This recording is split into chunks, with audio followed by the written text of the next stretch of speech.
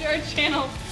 See you next week. All right, we're gonna be playing a game called Riddles or Wax, and I'm gonna ask Kyle a few riddles, and if he gets them wrong, we're gonna wax his leg. Such a fun game. That's the game. Riddle number 1. Can you name 3 consecutive days without using the words Monday, Tuesday, Wednesday, Thursday, Friday, or Saturday, or Sunday? Yesterday, today, and tomorrow. Boom! What room do ghosts avoid? What room? The X-ray room. I don't know. The living room. Because they're dead. Oh my gosh, come on. At least make them funny. That's funny. Oh, that's really hot.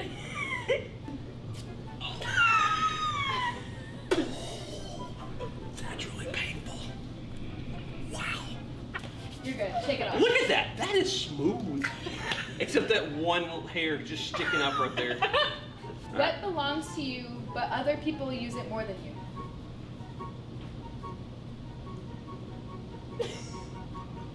What belongs to you? Your name. Kyle! Oh my goodness. Okay. All right. David's father has 3 sons. Snap, Crackle, and... David has 3 No, sons. David's father has 3 sons. Snap, Crackle, and... David. Why was the chicken forbidden from sending emails?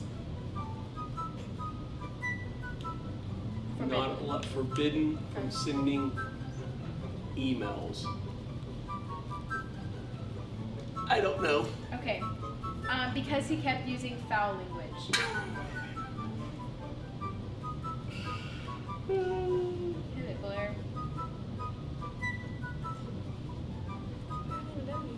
I know, but it's coming. Oh. Grr! Didn't even get those. Golly, that's painful. Ow! Quit picking it off afterwards. Can you catch but not Can't throw? But you can't throw. Yeah. I have no clue. A cold. You can catch a cold, but you can't throw a cold.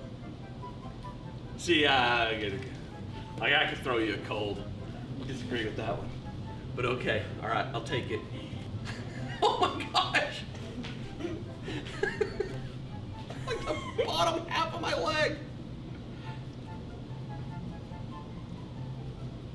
Oh my gosh, that hurts. That bottom part hurts. Oh my gosh, okay. Oh, that's painful down there. Why is Europe like a frying pan? Why is Europe like a frying pan? Okay, Blair, I'm trying to think here. I don't know. Because it has grease at the bottom. Oh my gosh. Ow, that's hot. That's really hot. Oh my gosh, that's like burning me. Okay, it's okay. That's like stupid hot. Kyle, I've been on the kids' riddles. No wonder. For real? That's the most painful part is starting. Oh my gosh. Oh. Ow! That's the worst. My leg is bare! Oh my gosh, it's so smooth Have you though. ever seen?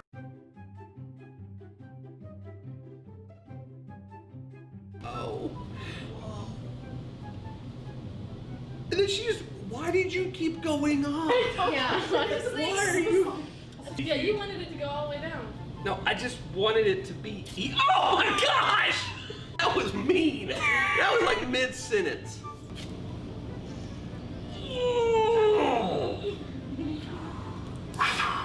Ow, that's hot. My gosh, it's bare leg already, and it's hot wax on smooth baby's butt skin. I've seen those guys online do this, and I'm like, oh, they're big. Wow, they're not messing. It's really, wow. That's really painful. Hey guys, hope you had fun watching that game just then. Make sure you go get your family and your friends and get your Bibles. We're gonna hand it over to Kyle. He's gonna give us some Jesus. Hey guys, we are glad that you are here. I hope that news of schools returning or going back to class is actually maybe exciting for you. I know it is for me because, it means a change from the last 4 months. And so I hope you're a little bit excited about that. Starting back band and football and all that kind of stuff and go back to classes, man, I'm so excited for it. But most of all, that means that maybe we'll be getting back to getting to see you. And so we wanted to let you know that we will be putting out some information about going back to worship and going back to small groups. Our student ministry return here in the next few days. And so look at our website and our social media. Some of you have parents that might have already got an email, so check it out. But we'll be coming back together hopefully here in the near future if everything kind of works itself out. And man, I can't wait to see all of you and moms, dads, students. It's going to be really fun getting to see everybody. So we're going to essentially finish up our study in James this week. We were going to go into chapter 5, but chapter 5 is got some riches and things like that. And so I really think this part really finishes us well. And so we're going to essentially jump back to chapter 1. And one of the stronger pieces of James, the thing that we hear a lot, is the idea of being a doer, not just a hearer. And that's a very big difference. So we're going to talk about that. But before we start, I want y'all to answer 2 questions, and we're going to ask them separately. So moms and dads, or older people there, or college students, or whoever's in the room with you, I want the oldest person in the room to answer. And the question is this, what is the best piece of advice you have ever been given? What is that one thing that for the last 30, 40, 50, 70 years has stuck with you and you have never forgotten it? So I want you to share that with your kiddos or whoever's there in the room right now. Just the advice. That's all I want you to give them. And then we're going to come back and I'm going to ask you another question in part of that. So hit pause, answer that question. What was the best piece of advice you have ever been given in your entire life? Answer that now.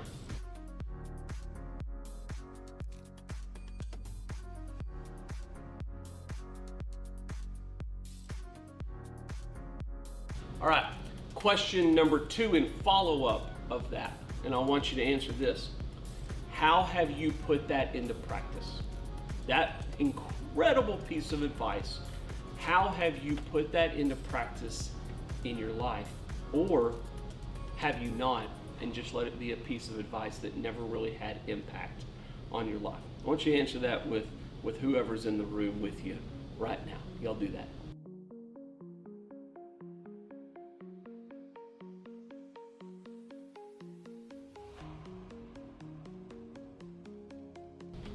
So we're going to be in James chapter 1, starting in verse 21. And we're going to go through verse 25. So if you have your Bibles, hopefully you've already gotten them, flip over there for me now. James chapter 1, starting in verse 21. Therefore, putting aside all filthiness and all that remains of wickedness, in humility receive the word implanted, which is able to save your souls. Verse 22. But prove yourself doers of the word, and not merely hearers who delude themselves. For if anyone is a hearer of the word, and not a doer, he is like a man who looks at a natural face in the mirror. For once he looked at himself and gone away, he has immediately forgotten what kind of person he was. But one who looks intently at the perfect law, the law of liberty, and abides by it, not having become a forgetful hearer, but an effectual doer, this man will be blessed in what he does. This is such a powerful, powerful reminder for us of how we are to live out our faith. The first part, as it reminds us, is that James reminds us, is that we're to allow the word implanted upon us. You see, when I was the biggest piece of advice that I ever received was from this little gentleman in the first church that I served in. He was that cute little couple that came in, and you saw him and his wife, and they're like 90 years old, and they always came into church like on their canes, always holding each other, and he always called her sweetie, and they were just the super cutest old couple you've ever been around. And he asked me one time, and it was my first year of marriage, being married to Mary Michelle, and he said, Kyle, you want to hear the best piece of advice for being happy in your marriage? I said, well, of course. I mean, first year of marriage, of course I want to hear. Tell me. And he said, it's always easier to be happy than it is to be right. And that piece of advice has stuck with me forever, all the way through. That was a word of experience implanted into my life that has stuck with me. And it has stuck with me to the point that it has become a part of the way that I've stayed married all this long, keeping Mary Michelle as happy as I can. In many ways, I frustrate the world out of her, but man, that has embedded itself in my life. And what I want to remind us today is that James is reminding us that we can hear the words over and over and over, but until we get to be doers, we are not going to live the full blessing that God has put on our life. You see, we can listen, we can hear, we can sit, we can listen, we can come to church every Sunday night, every small group, every Vision Weekend, every Silver Cliff, every fall retreat, every small group that we have. We meet with our accountability partners and our friends during the week. We have Bible study with them. We create our own Bible studies. We do everything in the world that we go to. And we hear every sermon. We watch people on YouTube preaching or worship services. We hear every podcast about God. We could listen and listen and listen and listen and hear all day long. But it doesn't really, truly become reality until we live it out, until we become doers of that which we have listened to. There is a massive divide between being a great listener and a great doer. And a lot of us have become really good listeners. We listen, or we fake it. We sit in church on Sunday, or we sit in our small group and we just hear it. And we never actually put it into action. You see, for me, I always wanted to become a musician. Not really become a musician, but I love the idea of being a musician. I love music. I listen to most every kind of music. I have an appreciation for most every form of music. I collect music. I listen to a lot of artists, and I do a lot of listening. That doesn't make me a musician, though. That makes me a listener. I got a great record collection. Doesn't mean I'm an artist.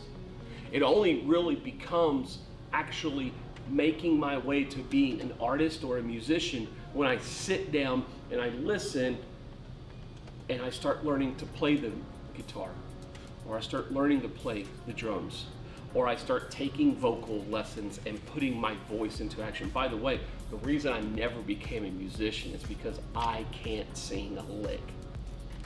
But there's a massive difference between me listening to records all day long and me spending hours practicing the guitar so I can be an incredible musician. I can love music and never be an artist because I've never put anything into practice. I've never been a doer. I can love my wife and my family and not be a good husband or a good father because I'm not doing anything. I'm just loving. I can love or I can appreciate anything in this world, but until I get to putting it into practice, that's when I become a person that does whatever it is that I love. You see, we must become the hands and feet of Jesus in this world. We can go to church all the time. We can listen to every sermon, as I said. But God's call on us, James's call on us, is for us to put on the heart of Jesus and live it out in this world. And that is where we become, that is how we are doers, is that we are intentional about those things that we hear from leaders and adults and mentors and people we trust. When we intentionally do those, that's when we start living out our faith. That's when we start living the way of Christ. And that we must be intentional about, because our attention can be diverted just listening. We can let all sorts of things fill our head while we're listening. But we must not forget it, and so that we can go and we can do it. We cannot fool ourselves into faith. We can't fool ourselves to say, you know, I go to church all the time, but I'm a really strong Christian. But live a completely different way when we're away from here, when we're away from the people we love and trust or people that hold us accountable. We cannot fool ourselves into faith just because we attend or we hear or we listen to this or that sermon. It's just like we talk about the man that sees himself in the mirror, but then goes away and forgets it. His attention was on what he looks like. But the man that sees, but who looks intently at the perfect law, the law of liberty, and abides by it, that is the man of intentionality, and that's the people we want to be. As we sit in our classes, as we sit in our boardrooms, as we sit in our band practices or our football teams or our volleyball teams, whatever it is, when we say within this team, I'm going to be Christ to those around me, that is finding a way to be the doer of what it is that we've listened to. And today we have that choice. Am I just going to listen, or am I going to do? You see, as you know, there's this phenomenon that goes around our world right now, and some people call it slacktivist. And it's the people that think that they are being a major supporter of something just because they either like it on a social media post, or they repost something, or it's not actually going and being a part of healing for that people group or that activity. It's just the easiest, lightest, laziest form of helping another person out. It's the easiest thing you can do is just hit a like on your social media post. It's a slacker way of activism. The question is, are you willing to get out and do it? Are you willing to get out and live the way Christ has called you to do? For many of us, it's like this glove. This glove in itself is really good. It can do great things. It can help. It catches the ball when I need it to. It protects my hand. It in itself, it doesn't do much. It's just a piece of leather cut up, sewn together, and is there. But combined with my hand, combined with if I had any talent in baseball, combined with great coaching, this glove can win World Series. This glove can travel the world and do incredible things. But it cannot do it on its own without me. It cannot do it on its own without me taking my hand and physically putting it in there. It's the same thing with our faith. It will not do anything in our lives, the listening and hearing about faith and all these things, it will not do anything in this world until we become intentional and allow God's word to penetrate our hearts to the part that it causes us to go out and do. That's living out faith. And so I encourage you today, as you sit with your family, is to think about where it is that you you can be the hands and feet of Jesus Christ? Where is it that you need to put on faith and do God's work for those around you? Don't just be a hearer. Don't just be a hearer of this or the 1,000 other lessons you've learned growing up in this church or wherever. Don't just hear it and forget it. Be intentional and live it out. Go and travel the world and do mighty things. Be doers, not just hearers. Today, I have one question for you. I have one question for you and your families, and it's this.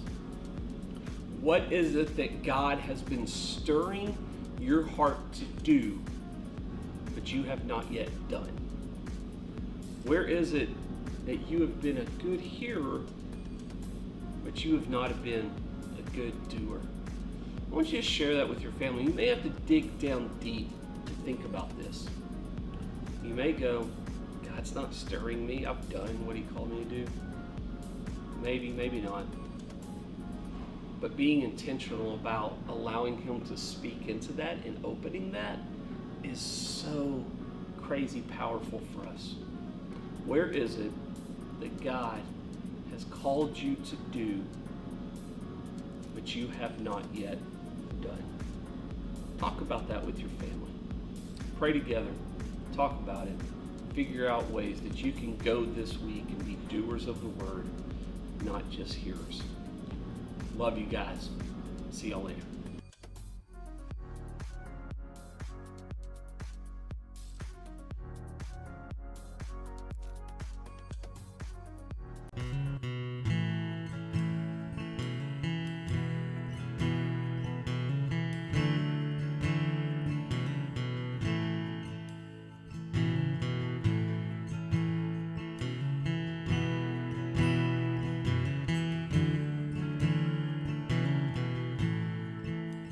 Come thou fount of every blessing, to my heart to sing thy grace.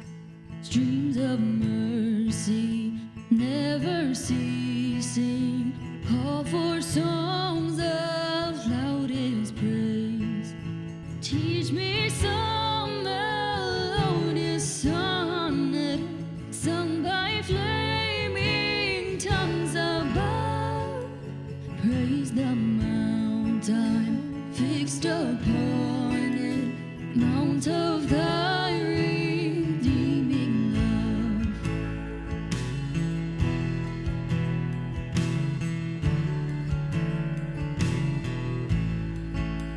Here I raise my Ebenezer, hither by thy help I come, and I hold by thy good pleasure safely to arrive at home. Jesus sought me when a stranger, wandering from the fold of God. He to rescue me from danger interposed his precious blood.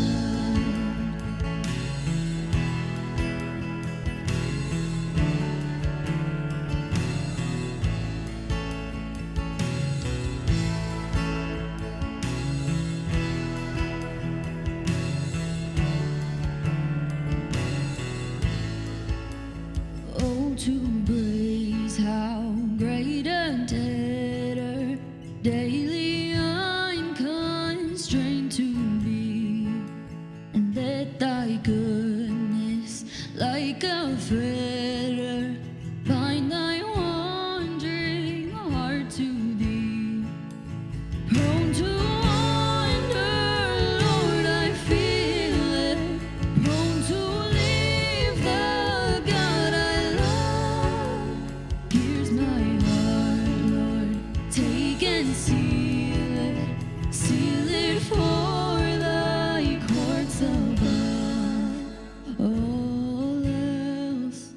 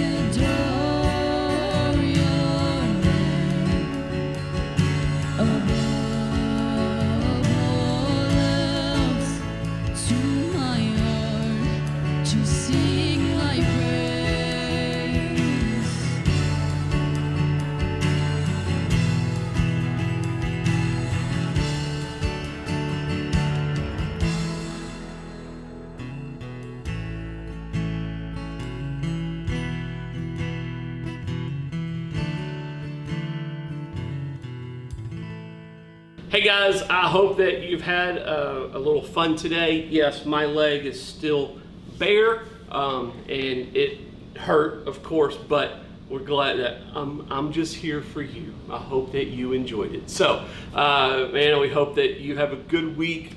We hope that you are excited about the future, but we want you to subscribe so we can make sure you know what's going on when we post up new videos. But we also want you to remember that we love you. We look forward to seeing to you, and we encourage you to go this week and be doers of the word, not just hearers of the word, and be intentional about that. So get out there, find people to care for, but wear a mask, do it well, and we look forward to seeing you again soon. All right? Holler at us if you need something, you got something going on. We'd love to talk to you, and look forward to seeing you soon. Bye, guys.